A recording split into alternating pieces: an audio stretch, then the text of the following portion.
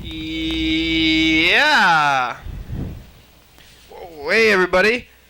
It's the program. Here we are on TV. Oh, once again, once a day, every day. Turn on the machines, then we start talking. We're going to be here for an hour. Hi, Bird. Hey, Kenrick. How you doing today? Staying warm. Good. Yep. Hey, it's cold outside. Get your booties on. Very cold. Very cold outside. And, to be honest, I'm not feeling the greatest physically. I think I might have a bit of a cold. Oh, but why did you come here then? I don't think I'm contagious. I think it's maybe like just anyway. I think it's more, I don't know. Anyway, Well, I think, to be honest, I think it's because I'm quitting caffeine, coffee. I haven't had coffee in 4 days, and I think I'm having extended withdrawal symptoms. So drink that Mountain Dew. It's going to bring you back to it. Yeah, I'm tapering off, though, so I have been using caffeinated tea. So, anyway, yeah, I hope that you don't get infected with my illness. I haven't been coughing or anything, so it should be fine. What are you getting, sniffles? No, just lung pain, pretty much. Pain in the neck, in the head, in the lungs. Muscular, skeletal aches. Yeah. Yeah. You think all that from caffeine, or? I don't know. Maybe not. Some of it might be from a bug or something. So I don't know. I have a doctor's appointment set up. So thanks to Obama's Affordable Care Act. So thank you, Obama. You on that already? Yeah. The website worked great. I got signed up. My payments went from $161 a month to $0 a month. So I haven't looked at the details of the coverage, but I'm definitely happy to be paying less money. So I think it's great. Wow. Yeah. Yeah, we haven't seen you in a while. When was the last time you were here? Last time, gosh, I think it was like Thanksgiving, the week before Thanksgiving. A couple weeks. Been a couple weeks.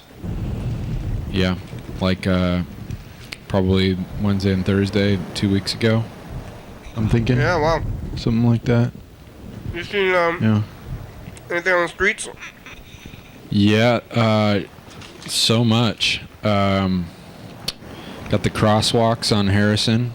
Yeah, those are nice. We were talking about that a lot about a year ago or so. And then there's a dredge barge down at Percival Landing. What's that? It's a barge that, it's like a big tub that floats, and it's made out of steel. And they're filling it up with sediments from Olympia Yacht Club. So it is pretty awesome to see it. It's a very big barge down there. How's my audio levels? Okay, sorry. Okay. Excuse me. And yeah, it's a big barge. I'm seeing the green over there. That's not. I'm only getting like 2 or 3 or 4 bars. You're fine. It's okay. Yeah. All right. So,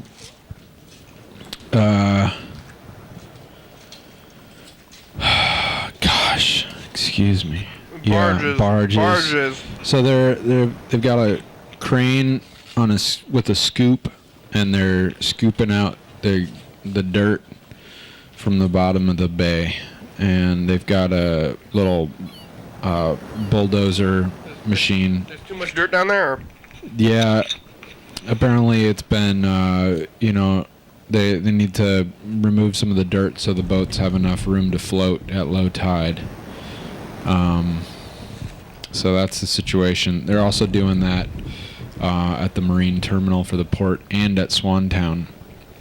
So there's 3 major dredge operations happening. How do they remove dirt from the bottom of the water? That's pretty crazy. Yeah, they use a scoop. A submarine or something? Yeah, they use a scoop.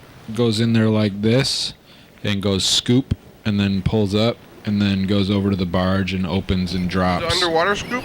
Yes, it goes underwater. Yeah. Wow. And it's attached to a cable and on a crane. The one that they're using there is small compared to the one at the Port of Olympia, which is large. I don't know how much dirt they're taking out in each location or either one. But what are they gonna do with all that dirt? I think it depends on the location. I think that they might be testing it for toxins, and if it contains, I don't know. Well, I know that the stuff from the Port of Olympia Marine Terminal is going to a special place that handles toxic waste, because the levels of dioxin in that dredge spoil are high enough to be a threat to people's health. So they're going to take that off site. I think I don't know how they're going to do that, because it looks like it's going into a barge right now. I think there was some talk about taking it out by train car, but I don't know. I really don't know the details. And I haven't seen what it looks like at Swantown, if they're actively dredging now or if that's not started yet. So wow. Yeah, and I went to Minnesota and you rode a plane? I rode a plane and I saw some unusual atmospheric phenomena while I was in the plane. So that was interesting. And like Aurora Borealis? Not quite that awesome, though. Somebody did tell me a story about that they knew somebody who had seen Aurora Borealis in the air, and that was a very cool sight. Anyway, that's kind of scary. I think we're gonna go back in time. Yeah. It's Food Week this week. Oh, food. I love food. Makes such a big difference. It does. I'm eating this burrito from the taco truck here. Food is major. I like the taco truck. How's that burrito? It looks great. It is great. I have a couple tacos here. I'm about to rip into them. I go there all the time. This is what I'm eating for breakfast. I've been saying, what did you eat for breakfast during Food Week here? Steak tacos. Yeah. I had an interesting breakfast today of 2 strips of bacon, a yellow Yukon Gold potato, and potato? two eggs over easy. One potato, huh? With some salt on it. Yeah. That's did you say unusual, or that sounds like a very regular breakfast? No, it was good. The atmospheric phenomenon was unusual. So looks like we're getting a call here. Yeah. I wonder who it is. Hello, caller? Oh, you're calling. No, you called us. Morning. You're calling us. No, I didn't. Yeah, you did. That's really weird. No, you did. I must have bumped my pocket. My pocket was where the phone was, so I'm really sorry. No problem. Nancy? Yeah? Oh, yeah, you've pocket dialed the program. We're on TV right now. Oh, my gosh. You caught us while we're on. Hi to your listening audience there. You caught us while we're on. Okay, well... What'd you eat for breakfast? How's the program going? What did I have for breakfast? What'd you eat for breakfast, Nancy? I like Great Harvest bread. They have a power breakfast with cranberry and whole grains. It's a wonderful toast. Yeah. So you just ate a piece of toast? One piece of toast? I'm going to get some food. With butter? What? Butter? Yeah, with butter. It's so cold around here, I had to set my bread on the heater to get the butter to melt. Yeah. It's colder in Salem than it is up there. Oh, yeah? Is it snowing? I checked the weather, and you guys are a little warmer. It's frozen. It's very frozen. It's like 24 degrees. Went up from 19. It's supposed to be 10 today. In my lifetime, I have never seen Oregon this cold. What are you doing? I grew up in California. Are you? Oh, it's time for the dice game. Oh, I don't think my luck will hold twice, will it? We're gonna get out a pen here. We're gonna write a number down in our hands between 1 and 6. We're gonna play the dice game here. Okay. I've been hearing you guys don't have a very good winning streak. Good luck with that.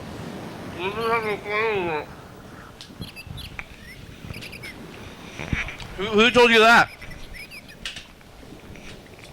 One of the episodes? No, our luck is great. I forget which one I watched. We have just fine luck. Hey, you want a number? Okay. Maybe Carl told me that. No, do you want a number? Say what? You want a number? Oh, well, I already picked one last time. I guess I better change it. No, I'll stick with the same number. I'll take 6. All right, here we go. Here we go. Yep. Oh, do you have a number, Bird? Bird is here. It's a 2. I lost. Did you win? I lost too. Hi, Nancy.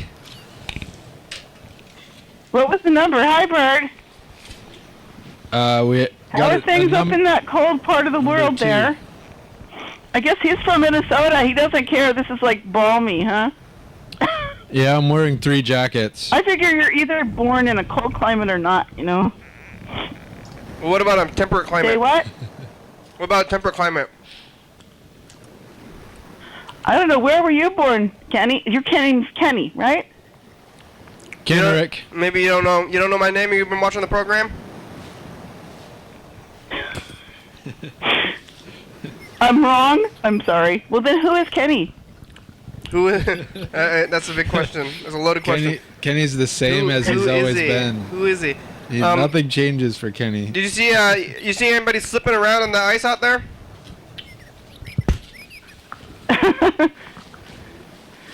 Yeah, well, there's no ice. The ground is really dry, so that's not a problem. No. Oh, we got ice.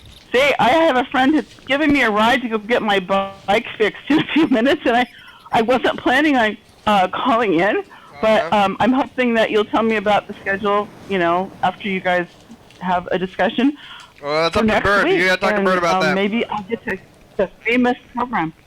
If it's famous. Okay, thanks, Nancy. Bye. Take care. Why is Nancy so excited? Chill out, Nancy. I should have just told her that, but Steven's like she's giggling well, there's a lot. to be excited about with the program, in my opinion. I guess. Yeah, I mean, being on TV. I think you're overselling the program to strangers. Being on TV is pretty major, Kenny. So Nancy, I've known Nancy for years, mostly from the CBEC, the the Pacific Northwest Regional Fellowship of Reconciliation annual conference at CBEC that happens in the beginning of July every year for the last 50 plus years, and I know Nancy from that. And then I saw Nancy at the Longview bulk coal terminal scoping hearing. So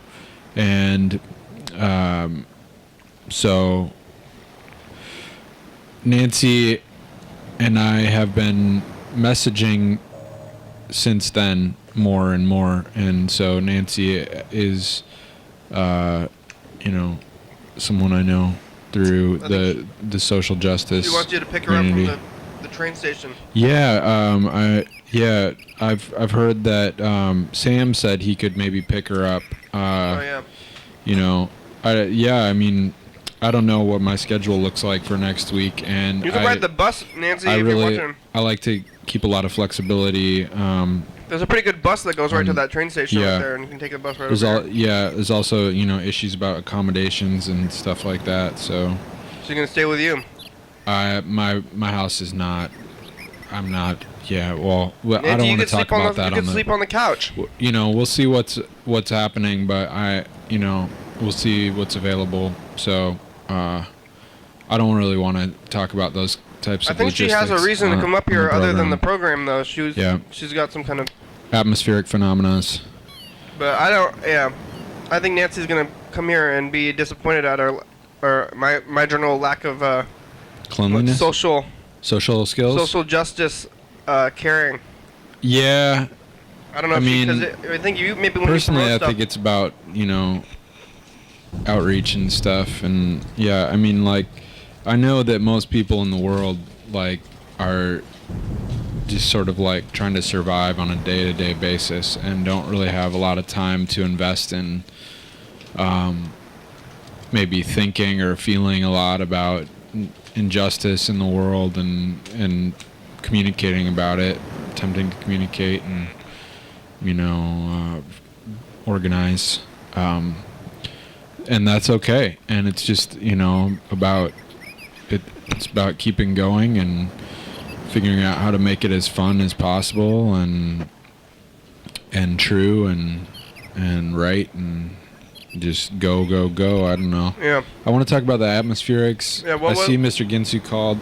I also want to call someone named Cole who has experience working in the Bakken oil shale. Oh yeah, and his name is Cole too, huh? Yeah, and he's expecting a call from us sometime around 12:30 or 1 or so. Oh, it's coming up here. Well, what kind of atmospheric stuff did you see?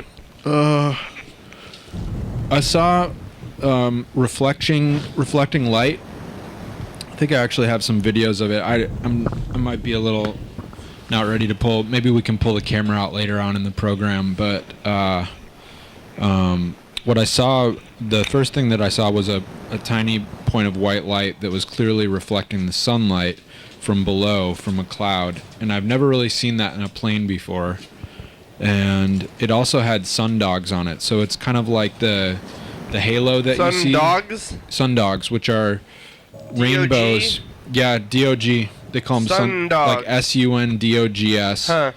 And you see them basically on each, like at 90 degrees and 270 degrees on the side of this halo that forms sometimes around the sun. And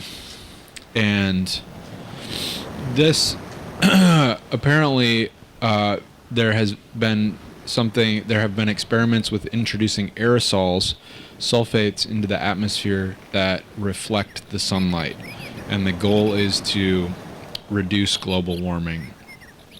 And so this is well documented on the internet that this practice has been happening. Bill Gates Foundation, Bill Gates, maybe just directly and not through the foundation, has been supporting geoengineering. Oh, look out! I'm skeptical of that stuff. I think they're gonna freeze the world by accident, maybe. I'm skeptical as well. I'm glad to hear that you're skeptical. Please do not accidentally Kenny. freeze the world. That would be So anyway, I saw this stuff happen. People are gonna get so paranoid about global warming that they're gonna freeze the world by accident. Yeah. Yeah. So, yeah, Iceman is in effect. So, I mean, personally, I think if people are going to start doing this kind of thing, there needs to be a public discussion, and there needs to be a common denominator of factual understanding that people have, and that it shouldn't be like, well, this one group says global warming doesn't exist, and the reason that they say it doesn't exist is because there are phony scientists who are being paid by the petroleum industry to concoct these stories, and they're phonies, they're quacks. Yeah. And they're, maybe that's a mean term, but anyway, they're not true, and they lie and they distort and they get paid money to do it. So, in my opinion, that we shouldn't be basing policy on that kind of science, which is not science. It's bad science. Yeah. It's lies. We can't base policy on lies. It sounds like supervillain stuff. Like, or I'm trying to save the world, but then they freeze the world. That's like a... Yeah, and there's so many problems that could stem from this, pumping aerosol into the atmosphere. Yeah. So, anyway, people say, oh, we need solutions to climate change, and like, I just hope nobody thinks that this kind of is a solution, because it's like introducing cane toads in Australia to eat the grubs on the roots of the sugar plants, and It's the old lady that swallows we don't the know. fly. We don't know, and Info time. it's very scary. Now it's info time. I'll try reading it. Here are answers to frequently asked questions about the program. You're watching right now, and it's called Your Daily Hour with Me. It's a call-in television talk show filmed right here in Thurston County every day. That's 7 days a week, 365 days a year. Airs every night on channel 22 at 11:30 p.m. If you're watching 11:30, this episode taped the same day of the previous week. Also airs at 2 a.m. and if you're watching then, this episode taped the same day of the month of the previous year. You can also watch on youtube.com, Kenny Sandwich. Anybody can be on the program, especially you. So give us a call, 360-836-4384. Leave a message. We'll call you back on the next episode. Thank you for watching. Welcome back to Your Daily Hour with me and Kenrick Yeah, we're back. and Thurston County. Your Daily Hour with Thurston County. Yeah, Nancy's calling us. She's not Late from Thurston show. County. I don't know why you're calling. She likes, well, perhaps she wants to relocate here, you know? Like, nice Thurston place. County is a welcoming, very friendly, loving place. Yeah. People are very kind to each other here, so not all the time, maybe. Maybe if you're a bicyclist, you might get some diesel fumes sprayed in your face by a large that's pickup unavoidable. truck. Yeah, that might be unavoidable. It's true. So Don't anyway, spray that's aerosol pretty- into the air. That's like yeah. hairsprays, aerosol and stuff. Isn't that Yeah, stuff that's... don't spray things in people's faces. Doesn't that or stuff cause global warming? Like, I thought aerosols were people were saying that causes global warming, you know? Well, these aerosols specifically reflect light, so that's They're- why they're you're. different kind That's of that's what aerosol? the halo is. The halo is like the light being reflected, and so it reflects in different directions. I don't know the science. You know, it's ice crystals basically that form and reflect light, and a portion of the light gets reflected back into the atmosphere, into space, and a portion of the light gets focused and reflected or refracted down to Earth in the form of this halo and the sundogs on the side. They first found out about this from volcanoes. When volcanoes erupt, they put a lot of sulfates into the atmosphere, and they noticed this kind of phenomenon and solar dimming. And so, not solar dimming, but atmospheric whatever, blah, blah, blah, so, sorry, I said blah, blah, blah again. Not solar dimming, but atmospheric whatever. Yeah, so anyway, reflectivity. But yeah, I think that is one of the concerns, is that the aerosols can break down the ozone. That was a problem with the chlorofluorocarbons. I think that's more specific to the chlorofluorocarbons, which are I have no idea what you're talking about. You're talking about CFCs. sundogs, Yeah, air halos, aerosol. Aerosol cans used to be powered by chlorofluorocarbons, okay? And so these are chlorine and fluorine. These are some of the most electronegative elements, and so they're going up into the atmosphere. Electronegative elements, chlorofluorides? Yes. I don't know, Mr. Science. What is that stuff? What is it? What is Well, it? What is chlorine is very negative, It's so in pools, right? it likes to bond with other elements in pools. that have free electrons or whatever, however it works. And fluoride is good for your teeth. Yeah, fluorine is even more electronegative than chlorine. Isn't it the stuff they put in drinking water? Fluoride and chlorine. Yes, and that people do complain that there might be adverse health effects from that. So anyway, but I think the sulfates probably don't have the same effect on ozone, is my guess. But they form ice crystals at a certain altitude in the atmosphere. The plane that I was on was flying at above 35,000 feet, so I don't really know what the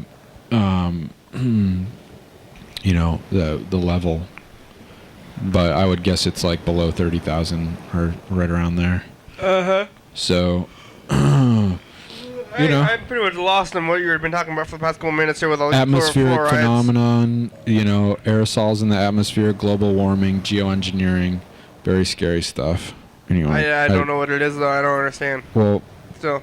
Yeah, we can talk about it more. Chlorofluorolose. Yep. Flowers. Yeah. It's chemicals that are introduced into the atmosphere. So like aerosol spray cans, like hairspray and stuff, used to contain CFCs as a propellant. I think the Propane? CFCs are also used as a refrigerant somehow. They're used to refrigerate stuff. Propellant. Yeah. All right. Hey, this is the only message we got today. It's from Mr. Ginsu. Oh, Called good. At 9 a.m. So I don't know. He's up. Maybe he stayed up all night. Can we call Cole after this? Going down. Yeah. I got a question for you there, Kenny. Yeah. What's the question? What the fuck over? Oh, that's not really a question. That's more of a statement. I got another question for you. Okay. Who's getting paid? Is it you? Is it you? If you didn't just say Mr. Ginsu's getting paid, I'm coming down there. I'm I- gonna you smack dab in your cunt. Oh, I did say that though, so that can avoid That's that all I one. gotta say about you better have just said Mr. Ginsu. He's rigging. Yeah. Yeah. But the news that I heard Yeah. is getting so fucking closer. Getting so fucking closer. You fucking understand that, motherfucker? Uh-huh. What fucking closer fucking is? Yeah. Fucking going fucking down, motherfucker. Yeah, fucking, you got that fucking, what I'm saying? Cause, if you don't fucking understand that, fucker, you fucking got another fucking thing coming, motherfucker. Yeah, I think I stated it fucking very fucking clear, so, yep. That's what Mr. it Ginsu is. probably lives pretty close to Nancy. Bunch of zeros. Maybe we can hook him up. And They can be friends. whatever fucking number they stick on that fucking check, there better be a bunch of zeros behind that fucker, cause, you know what I'm saying. Yeah, you know what I'm saying. Cough up, time to fucking get that hernia, or fucking, whatever they call that, nutsack chick. Cough, time to cough. Alright? Turn your head and cough. Fucking something to that fucking nature, motherfucker. Drop down with the hoedown. Fucking, I'm I don't know what you're fucking talking about. Ready. Been too many fucking years. Stream of consciousness. Wow. Yeah. But, Drop yeah, down if they're with the dropping hoedown. charges, that's dandy for me. 'Cause Oh, he's I- talking about I- driving his definitely truck. get paid, motherfucker. His forklift. You gotta understand that by now. I don't really if understand. you don't, you know what's gonna happen, right? Nothing? You fucking just gotta. Is it nothing? I think it's nothing. Anybody out there could just fucking guess right now. Take one guess and they know exactly what's gonna happen. I guess it's nothing. Yeah. Yeah. That's what I'm fucking thinking. What do you think, Freddie? You think that's the way it's going down? Isn't that what the Hey, Carl, what do you Serious? think? Is that the way it's going down? Hey, Dan. Is that the way it's going down? Bird, what about you? Is that the way it's going down? He mentioned you by name. Who's getting paid? Oh, Mr. That's Ginsu, thank right. you. I'm He acknowledged you. Freddie and Bird, I think Carl and Dan. Those are the Daily Hour heavy crew, I guess, is who he's saying something about it. You're, Heavy lifters. yeah. You want to call your friend there? Yeah, Where is this guy? Is he in Thurston County? I think so. He knows about, or he worked in the oil rigs like Armageddon. He drove a truck in the Bakken oil field. Bakken oil field. What's that? What is the Bakken oil field? Maybe you can.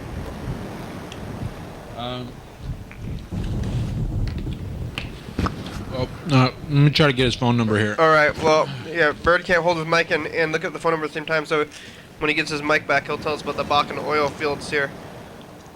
It's Food Week. I think tomorrow is Friday. I don't think there's anything scheduled on the program tomorrow. We should take a look at the calendar here while we have a minute. Oh, you got the number going. Oh yeah, there's nothing scheduled. Oh no, Fred. Is today Thursday? Today's Thursday, right? Yeah. Yeah, so it looks like Fred is scheduled for tomorrow, so maybe we'll go Fred a call today. Say, hey Fred, Yeah, you get a new phone? make sure he's there. No, I've had that phone for over 2 years. Huh.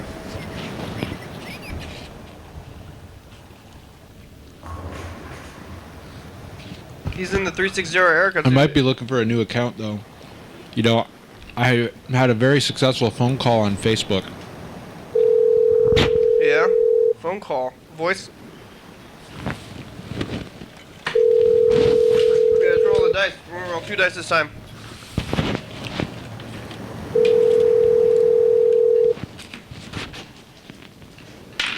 Oh, 6 and double 6. Nancy. Nancy's. Cole. Hi, Cole. It's the program. We're on TV. How are you doing today? I'm doing well. How are you guys?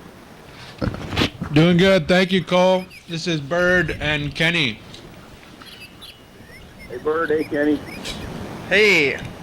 So what did you want to talk about? Well, Cole, I've known Cole for a while, and I wanted to invite Cole to be on the program to talk about travel and work in the Bakken oil shale, formation and everything like that. What is that? What's Bakken Field? I don't even know what that is. I don't know. Cole, do you know what it is?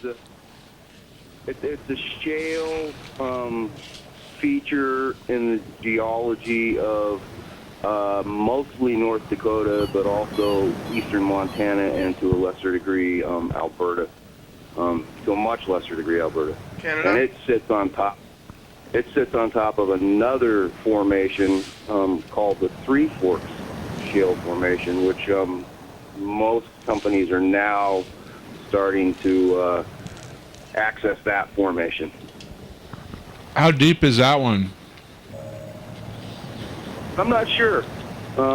Most of the wells that I had experience with, either hauling material into or out of, I was a dump truck driver, side dump driver out there. Most of the wells that I was dealing with were anywhere from 2 to 3 miles deep. Wow. And then they would do a lateral that was equally as long. That's a deep underground. Did you ever get? Did you see like oil? They say I struck oil and then it shoots out of the ground. No, never seen anything like that. Not when I was out there in the 1980s or this time. There was a boom earlier in the 1980s that actually finished most of the exploration that resulted in these wells that are being drilled now. What you have? So how was your experience there driving truck out on the fields? Did anything crazy happen? Was it good or bad? I've seen some of your, commentary on Facebook, but I'm also, maybe you'd want to talk about some of that stuff like, accommodations and working conditions and stuff like that. Well, I'd have to say that the first company I worked for was a very outlaw trucking company. That's the only way to describe it. Outlaw? That's how people describe it. Yeah, outlaw truckers. They broke every labor law in the book. They broke virtually every Department of Transportation regulation. Their equipment was in dangerously bad shape always. They the primary regulation that they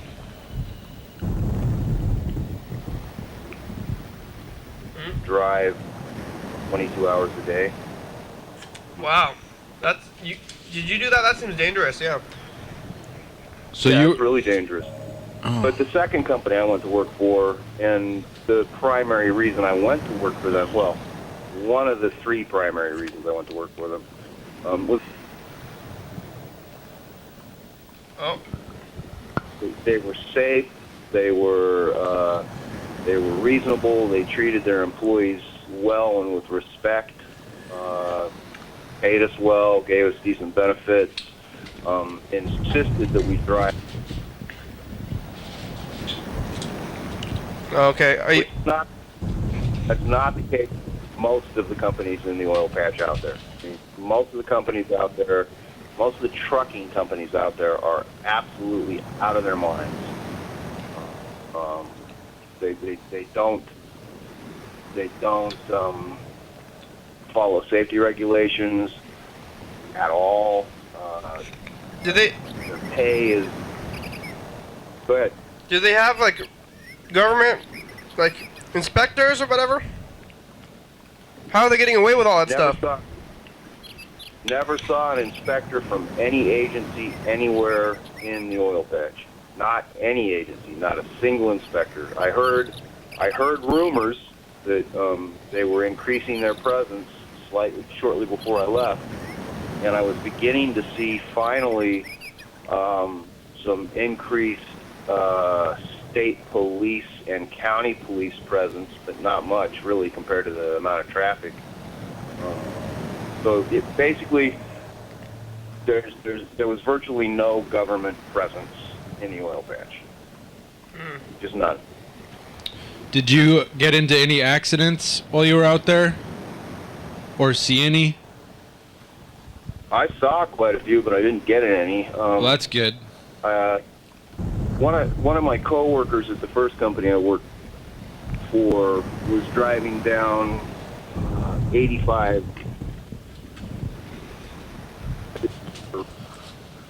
He said it's north on 85 from Watford City to Williston, and a truck in front of him kicked up some other truck's mud flap that had broken loose from his truck, and it still had the iron bar that holds the mud flap on it, and it spun at 60, 70 miles an hour and blasted through the passenger side windshield of his truck, and there's a fairing above the windshield, and it ate right through that metal and plastic and glass. And if it had been a few inches the other way, it would have killed him. Wow. Ugh. That's some Final Destination stuff. That's crazy. That was pretty crazy. But the thing that frightened me most on a daily basis in the oil patch were the tanker drivers. The tanker drivers, the vast majority of them are paid a share of their load. So they feel pressure to drive long hours and at high speeds, and they drive dangerously, very dangerously. I had many encounters where I was coming down the highway at highway speed, 60, 62 miles an hour, and a tanker driver would enter the highway without stopping at the stop sign, without using his signals, without slowing down. So he's hitting the highway at like 35 or 40 miles an hour just ahead of me with no warning. Yeah, it sounds like the Domino's thing. They had that speed. You used to have to get 30 minutes or less, and then all the drivers got in car wrecks. Yeah, it sounds like Mad Max. Are these tanker drivers with oil, or are they wastewater tanks, or what kind of, is it any kind of tank?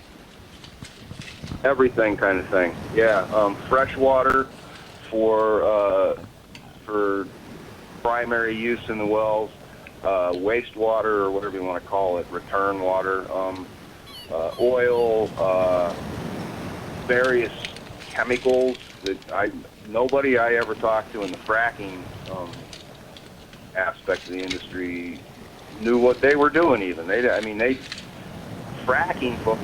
You go to a fracking site and there'd be 50 or 60 people on the site, and they all sort of knew what their specific task was and what it entailed, but none of them knew what else was going on at the fracking site. They had no idea what the entire picture was at fracking. So you never know what's in those tankers. You have no idea, ever. Did you ever see them like? And the standard. Go ahead. Sorry. I ever see them. It's about time for a commercial break. I don't know if you want to wait through the break, or what. Yeah, we're gonna take like a 3-minute break and see some commercials. Cole, do you want to hang out or? 4, 3, 2, 1. After these messages, we'll be right back.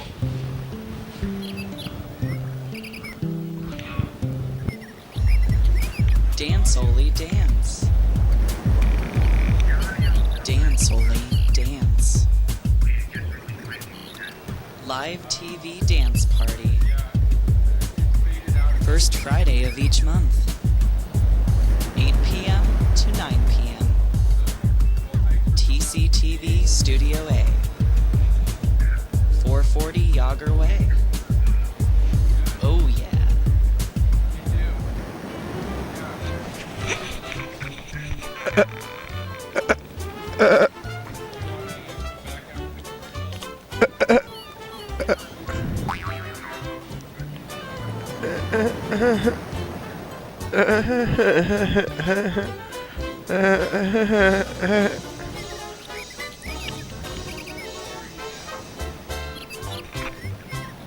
Coming up tomorrow on the program.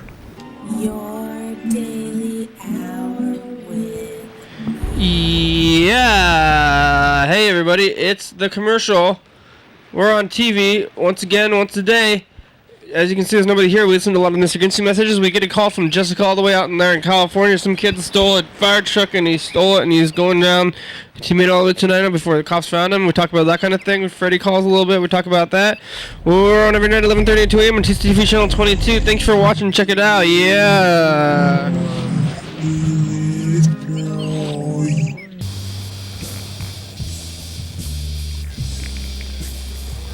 Hey, we're back. Did you have a good break, viewers? We still got Cole on the line here. Talking about the coal industry. Coal in the coal industry. Not exactly the coal industry, Kenny, but similar. The Schools, though, for sure. I don't even know. Will they pull coal out of the ground too when they dig it and there's just a bunch of coal in there? I don't know what coal is. you don't know what it is. I don't know what it's made of. Is it manufactured or does they pull it out of the ground and sort of coal? I didn't catch that.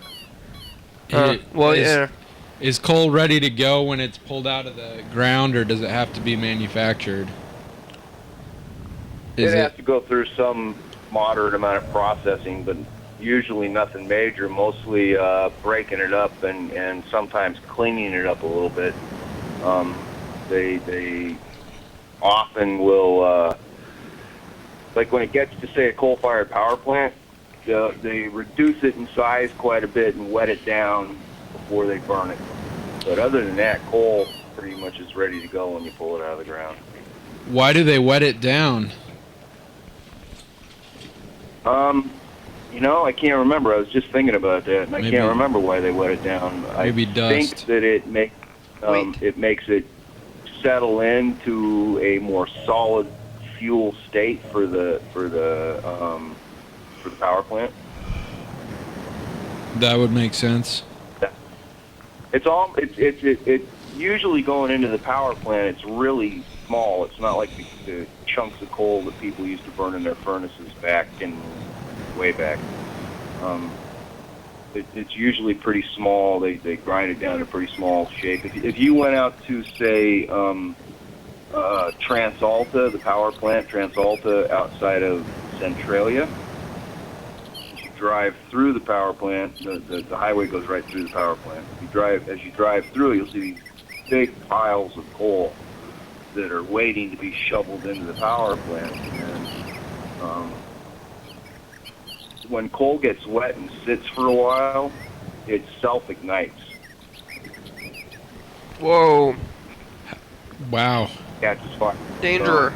So it doesn't seem to bother them, the power plant operators. It just sits there and smolders usually. Oh, it's not like big flames. But It's amazing. so buy it and you'll see it smoldering. Very flammable. Yeah. But North Dakota has a lot of coal. It's got a lot of fossil fuels, period. Natural gas, oil, coal. You know, When were you doing this stuff? Say that again? When was this? Was this recently or? I went out there in February of last year, or this year, February this year, and was there until October. Oh, so you just got out of there, huh? So, you've been using these propents, and a bird's all about propents. All about what? Propents. Propents. The Port of Olympia has been taking shipments of something called propents. They're small beads. They're beads that are used to prop open the fissures, prop up the oil shale. Yeah, where did you meet Coy? Do you know? I mean, you know, Bird's all is he doesn't like all this drilling. I'm an environmentalist and all this stuff, you know. and I always say I care about the environment. I always say that it's supporting jobs. You know, Cole, are you happy to have your job? Are you happy that you have a job with these people, or are you feeling maybe like they're doing something wrong or what? Oh no, I consider the industry to be really vile, really evil. Uh-huh. That said, there's really no place else in the United States I can go to make the kind of money I can make there.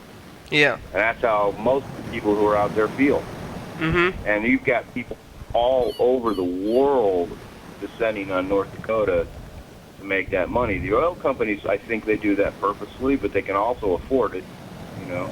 Mm-hmm. But would otherwise not be their allies are their allies because they're being paid so well.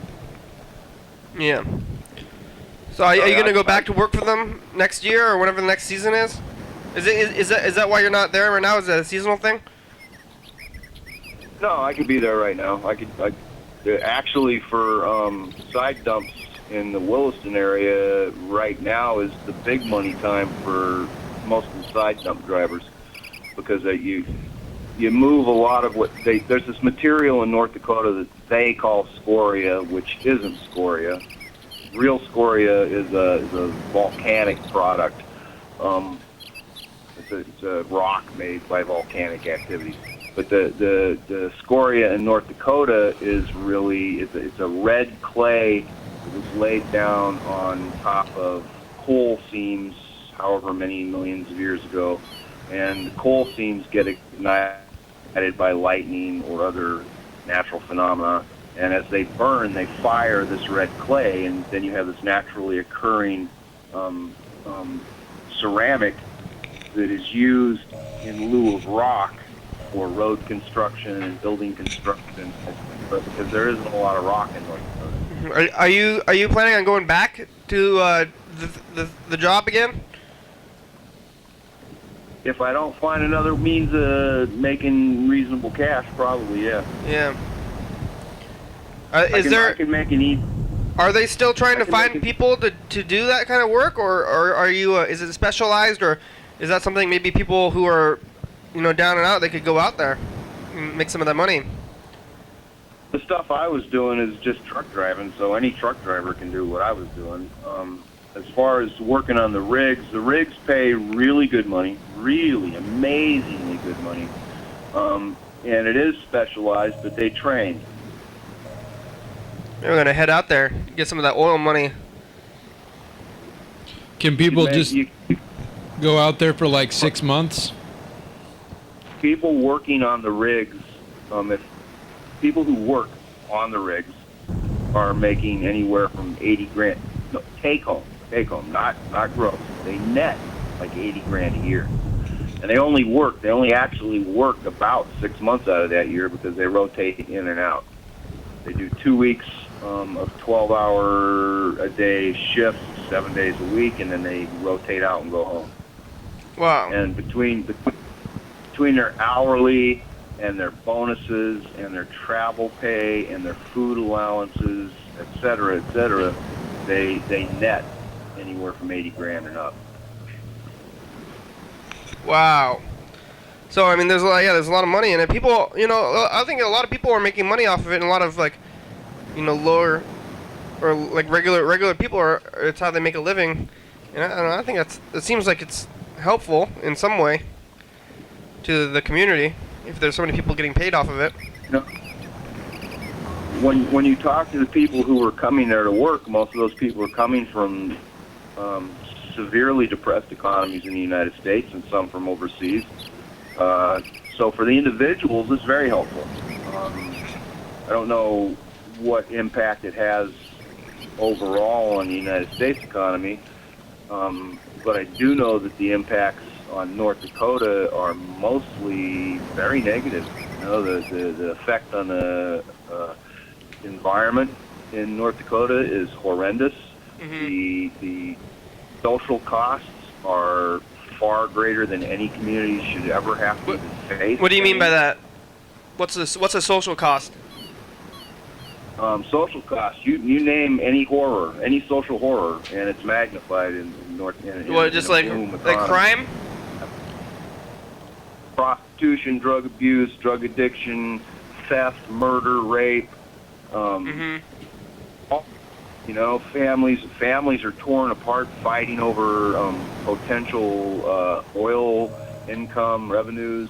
Yeah, I guess that sounds like more money, more problems, right? Well, and small communities are swamped by overwhelming costs coming in. You got their communities that go from 4 people to 10, 12,000 in just a matter of months. Yeah. And these are all maybe kind of gruff oil people or something, I guess. I don't know. Oh, here we go. You want to pick a number between 1 and 6, Cole? Pardon? We're playing the dice game. You want to pick a number between 1 and 6? 4. Oh. Nope. Nancy won. Congratulations, Okay. Nancy. We lost, Cole. All right.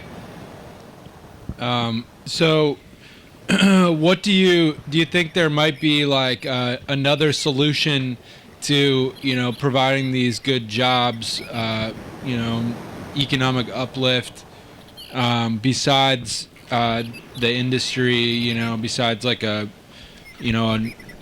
extraction boom based type industry?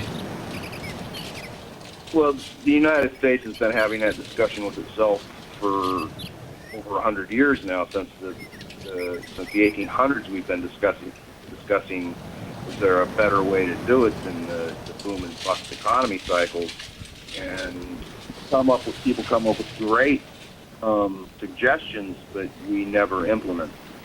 Really thrive on the boom and bust cycle in the United States for some. What do you think? Minimum wage hour wouldn't hurt.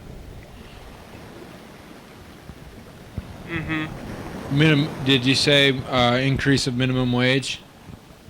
Yep, increase the minimum wage. Get more into renewables.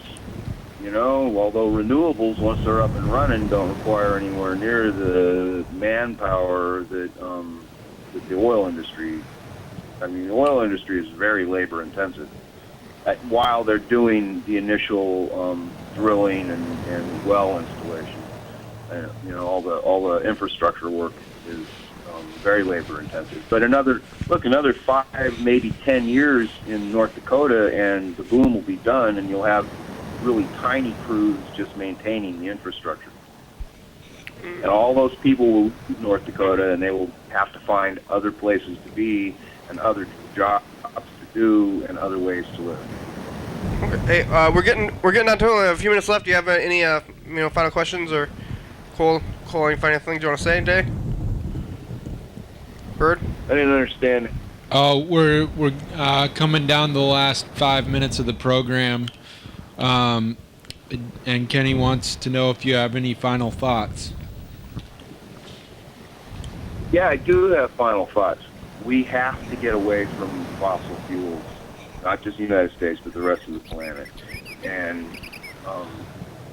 labor should never be blamed for what the big money folks are doing, ever. All right. Keep that in mind, folks. All right. Hey, thanks, Cole. Maybe we'll talk to you in the future. Hey, no problem. It was fun. Bye. Goodbye. Okay, well, I'm gonna try to call Freddie before the program is over here. What insight. Yeah, that was great. Did Thank you, Cole. Did you find that guy? Has he been protesting? What? You know, I can't. I think somebody was like actually just said, you know, you should be friends with this guy on Facebook. You know, and like connecting people. So yeah, we became friends on Facebook, and you know, I got to follow his experience on the Bakken. Kind of biting the horse. So what's the gift horse? Yeah, hopefully, you know, the companies that he works for don't I can't come to the phone right now, but mind if you leave me his... a nice message, then I will call you back as soon as I can. Thanks a lot. Cole, maybe Cole's is not his real name. It sounds like a... Hey, Freddie, it's the program. Call us back. You have only about 5 minutes, though, so you can make it today. Cole sounds like it could be a code name because of his involvement with coal, you know? It's possible. Here we go. We're going to call Fred next because Fred said he's scheduled for the program tomorrow. Here goes Fred. Fred's going to be leaving town soon. I thought he was going to not be here in December, but... Yeah. Maybe soon. Yeah, anyway. Anyway. Yeah. Yeah. Maybe, anyway. Hey. Stop. I'm doing my best. Stumbling. Kenrick. You're stumbling. K Ward. Anyway, calling Fred. Here. I'm just calling from the K Ward. I'm ribbing a little bit. It's food week. Yeah, it's food week. I almost finished this whole burrito. Get some good food. I'm gonna bake some cookies. Well, yeah, what kind? Chocolate chip. Ooh, that sounds good. I just got some fresh brown sugar last night and some walnuts. I'm gonna chop some walnuts. I'm not gonna put walnuts in all of them, but forwarded to an automated voice messaging system. 8. Oh, boo! Hey, that's the telephone number. We can't have that. 6. Yes. 3. 9. Okay. Not That's available. At the tone, please record your message. When you've finished recording, you may hang up or press 1 for more options. To leave a callback number, press 5. okay. Hey, Fred. It's the program. You're scheduled to be here tomorrow. I think we said maybe 8 or 9 p.m. Does that sound good for you? You can just call back. Thank you. Yeah, I have some pictures. Oh, can you think we can get them going real fast? We only have like a minute left. Minute? Or less. Yeah. We're getting real close. Maybe not. Maybe I'll just get on the program calendar. And do it. Yeah, a long time. I almost finished this whole bird. I am so full. I came out. I was hungry, and it's food. Oh, good. Yeah, you'll make more room when stand up, and then. Oh, there is a 1 minute left thing. See, how big is your stomach? You know, because this burrito was pretty big. Is my stomach that big, or am I digesting while I'm, haven't finished the whole burrito? I think you're just yet? sitting down, and like once you stand up and like move around, it'll make some more room in your stomach, and then you'll be able to finish it if you want, or I'm gonna wrap finish it back up in some foil. Well, thanks, Mr. Ginsu. Thanks, Cole and Bert. Thank you for being here today. Thanks for having me. Thanks, Fred and Freddie. Nancy? You won the dice game. Yeah, congratulations, Nancy. You're a winner. You're a television star now. Hopefully, Fred will be here tomorrow, like the schedule says. And we've made it through another episode of the program without losing consciousness or dying. Tune in tomorrow for Fred. That's questionable. I think I lost consciousness a couple points and died. And I'm alive now, though. Thanks, episode number and date of the week. Thank you. Fast motion video. Thank you, water. Computers, thank you. Refracting. Computers, thank you. Thank you, wildlife. Facebook and Twitter and YouTube, check it out. Thank you, water and beach scenes. Phones, thanks for calling. Thank you, blue sky and tree Crew, line. you guys want to be on the crew? If you don't think, if you want, though. Crew rocks. Thanks. Yes. Libby.com, check it out. TCTV, yes. Psycho Feeling. Psycho Feeling, that's scary. Jordan E. Jordan E. Dabblis, We love Thurston you. County, Washington State, USA. Thank you. Viewers that you're watching, thank you. Peaceful stream. Hell yeah, dog. Woof. Goodbye. Rocky Mountains. I'm fixated on that poster.